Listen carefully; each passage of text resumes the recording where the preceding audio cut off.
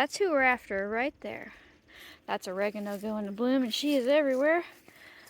But we are looking at this beautiful oxeye daisy patch. Now, easy to think that I'm in the middle of nowhere, but I'm actually just in my backyard. Well, my front yard, actually. It's just natural pasture. Actually, all of that over there is oregano. The people who built this house in the 90s at some point planted a Greek oregano, and Mint does what she does. So all 40 plus acres have huge amounts of oregano, and I definitely gather her too. But today we are after this beautiful oxeye daisy. Okay. So oxeye daisy, she is really, really amazing for drying things out. So come wintertime, if you've got a nasty wet cough, if you're sweating to death, if you are just feeling like you've got mucus coming out of everywhere, you have like aggressive vaginal discharge, if you have just moisture pouring out of your body, oxeye daisy is the lady to work with. Now, she's in the chamomile family, but I'm not going to pretend like she makes a tasty cup of tea. This is straight medicine. Something that you reach for when your stomach won't stop dropping out of you, when you have gastritis, when you just feel yuck. And there are a couple ways to use her. Today I'm going to gather a bunch to cure them for tea making, but we're also going to make a tincture. So let's get to gathering. Now, oxeye daisy, she is native to a lot of places and very easy to grow in your garden if she's not. I'm in Northeast Oregon. You can find her pretty much all over the Pacific Northwest. Daisies can be a little challenging to ID, but she has very, very characteristic leaves here. Very jagged. Now, the entire plant is technically edible. You can eat her as a spring green. But again, some people think she's tasty. It really just depends. But let's see what she smells like. She doesn't really have a whole lot of smell. So even though she's in the chamomile family, and even though she is kind of a bitter tonic, you don't really smell a lot of her. And so I'm just going to go through here using my 2 fingers and just go boop. Now, you could gather the whole plant if you want. It's not going to hurt anything, but it's just easier to gather the blooms and fill this basket up than it is to go through and cut. And I always kind of feel like when I leave the stems behind, the leaves are still there, so they're still photosynthesizing, and the roots can still be there and doing their thing. Now, some people do dig and use the roots. I tend to feel like her strong properties are plenty present in her blooms as well. You know, we don't need to find the strongest part of her possible. You know, we've been taught that. We think we should have the most potent aspect of anything because of pharma land making us think that. But she's pretty satisfying to gather. I mean, she really just pops right off into your hand, and she's like a massive chamomile. Now, if you drank too much of this, you might puke your brains out. In theory, she's a purgative if you drink a ton. But if you were to, say, blend this with, like, if you were really sick in the wintertime and you blended this with, like, yarrow, right? Maybe some Pearly Everlasting and made a nice tea out of it where she was, like, 1/3 of the blend, you're not going to get sick or nothing. She is going to genuinely help you expel and cough up all that nasty shit from your lungs. But also, I think the tincture works a little bit better if we're trying to use her on a consistent basis for drying things out in our body. So let's fill this basket up. I will say, I really like to pay attention to plants when they show up heavier than they normally do. Now, I normally have oxeye daisy all through here because I basically have a house in the center of a wild pasture. There's no lawn or nothing for me. But she has grown out aggressively this year. And so, I don't know, I just kind of pay attention to that. Everything I'm noticing that has to do with the flu is showing up pretty heavy here. And you might think, well, if this is for wet coughs and stuff, what does that have to do with the flu? Well, the thing is, usually if the flu gets you, it's the secondary infection that you get, the upper respiratory, the pneumonia, the bronchitis, especially bacterial bronchitis. And I've just kind of noticed aggressive lemon balm, lots and lots of oxeye daisy everywhere I look. Now, I can't really say the same thing about oregano because she's always here.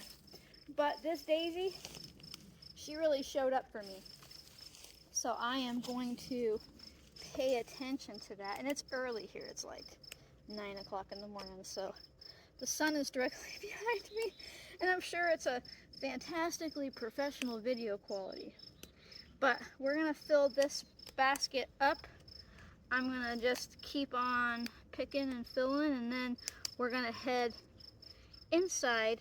And I'm going to show you the 2 things that I'm going to do with her. So see ya in a second. Okay, so I got a decent amount of oxeye daisy here, and now I'm gonna make a tincture as well, but I'm gonna cure most of these for tea later in the winter. This is my curing cabinet, and I'll jabber about it a little bit, but I'll also link the video here or at the end to learn how to make your own curing cabinet, because curing is way different than drying.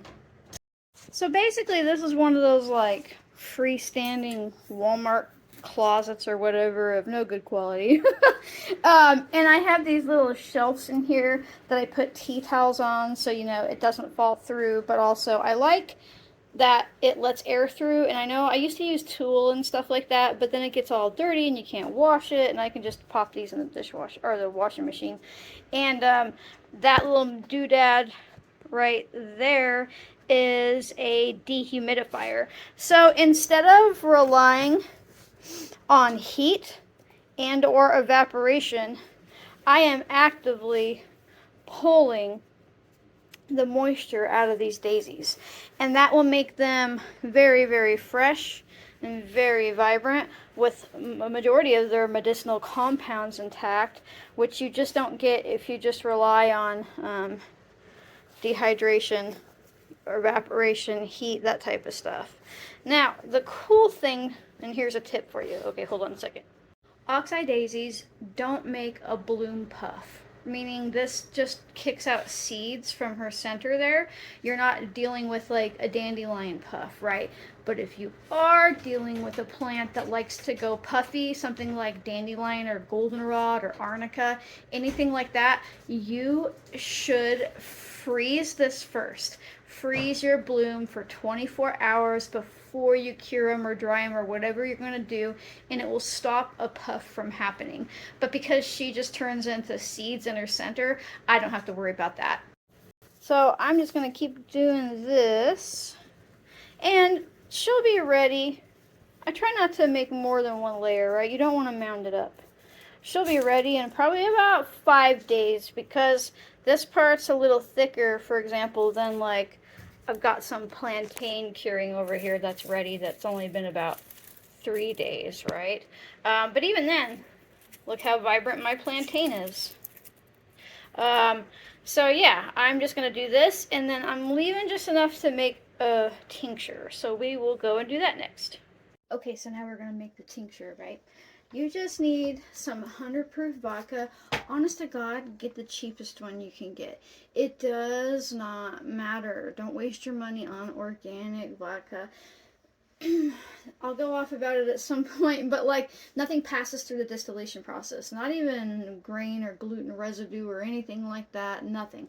There's been no difference between organic and inorganic vodka. And besides, you're taking this in drop amounts. Save your money for organic food that you're eating in big amounts. Okay, so you want 100 proof, but if you can't get that in your state, 80 proof will work. And then you're just going to need yourself a little jar. A little bit of oxeye daisy left over. And basically, dog's gonna bark. When you use 100 proof vodka, you are getting 50% alcohol, 50% water, and that means every drop you take is perfectly balanced. So let's say you take, I don't know, 8 drops of this tincture, that means only 4 drops worth of alcohol. It's really minuscule amount. And so I'm just going to put my daisies in a jar that I can pretty much fill up. I'm not going to cram it down or anything like that. All right. Now comes the hard part.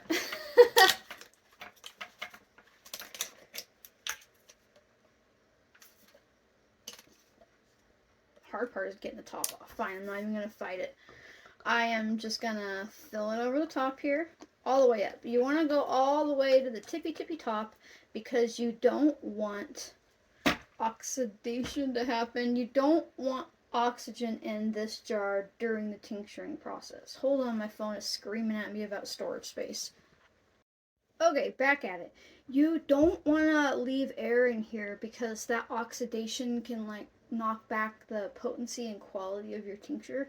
It's not the end of the world. And oxidation is pretty easy to understand. Like if you take a bite of an apple and you leave it on a counter and it goes brown, that's basically what happens is oxygen hit the damaged cellular structure of the plant and it oxidized it. It rusted, right? And so you're going to prevent that by filling this all the way to the tippy top. Even if a little alcohol comes out, it's not the end of the world.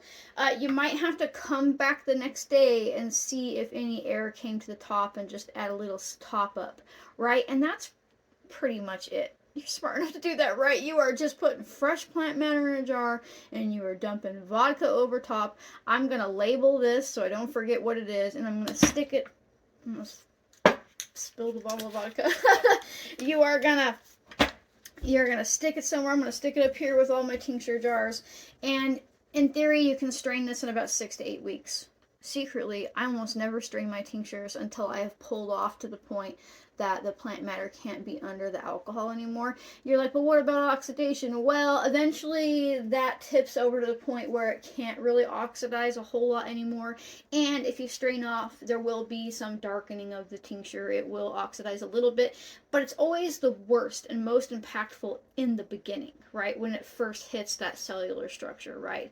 Now, this tincture, she is fantastic for drying up wet bodies. Now, I know we are naturally made of water and we are moist beings, but sometimes it's excessive. So if you're sweating profusely no matter what you do, if you have really wet, nasty cough and nose, everything is just wet, she helps dry things up, including breast milk, by the way. She is just powerfully astringent and just going right, and whatever you're working with. That means she's also pretty good for, like, if you're shitting your brains out and you need to stop diarrhea. She's been traditionally used for gastritis as well, stomach complaints. She is a bitter, so she is definitely a digestive. As far as the taste goes, it's going to taste like alcohol because it's tincture. But if I'm making a tea, she definitely has that bitter, kind of almost like a carrot taste. Like the leaves, if you eat them in the spring and nibble on them, they taste like a really strong carrot. I'd say it's similar to the taste of Queen Anne's lace, right? And so yeah, I'm just gonna store this away for when I need it. I think that this will be plenty. You're thinking to yourself, oh my gosh, if you need this, that's not very much. But remember, we are taking drops, not shots. So this right here is hundreds and hundreds of doses, right? And listen, back in the day, if you watch my old videos, you're always watching me make the big half-gallon jars, or bigger, right? That's because I used to sell my tinctures. But when it comes to just your personal use and just for your family, you got 2 questions to ask yourself. How often am I going to be using this tincture? This tincture right here is basically for like when I'm sick or something's going awry with my body. I'm not using this every single day. So this little pint jar or whatever is fine, right? If I am using it constantly, like yarrow, I'm using it always on, whatever, cut, bleed, whatever. I make a half-gallon a year because we go through that shit. We use it on livestock, we use it on ourselves, it's all over the place in my house. But this one, Just a little tiny jar. And that means if you're stuck buying somewhat expensive vodka, I got gifted this Smirnoff vodka from a person who had an event that doesn't drink and had leftover. So I'm not buying this, but I have it. But even if you have to buy this expensive brand, I can make a lot of different tinctures in small amounts and have plenty to go around, you know? So you're not having to make this half gallon at a time if you don't need to and don't plan on using it a lot. But you're smart enough to do that, right? You can get out there, find oxeye daisy, pick some, cure some for tea later. You can also make a tincture. You can do all this. And don't like tincture, make a vinegar, right? You could even, I mean, I wouldn't do an infused honey. I don't think that would be as impactful. I would stick with either a tincture or a vinegar. But you're smart enough to get out here, learn the plants, and really start taking your health back into your own hand. So, if you like my random videos, if you like me just being a real human, jabbering about what's growing in my yard and how I use them, consider becoming a member. You can join for as little as 99 cents a month. That's less than $1 to support my capacity to teach freely and keep overpriced vodka in my jars. It really goes a long way. Also, consider joining Letters from April. It's this really cool thing that I have recently just started where, like, I send you real mail in a real envelope with a, you know, a stamp in the mail like it used to be. Or you could also check out my books. I have all kinds of books. All this stuff directly supports my capacity to teach freely. If you can't do that, and even if you can, make sure that you like, comment, hype, subscribe, share, turn on notifications. Sharing is super important too, because it helps other people realize that they're smart enough to do this. It puts information into their hands, and it tells the algorithm that I'm a pretty cool person. So thanks so much for watching, folks, and I'll see you next time. Bye.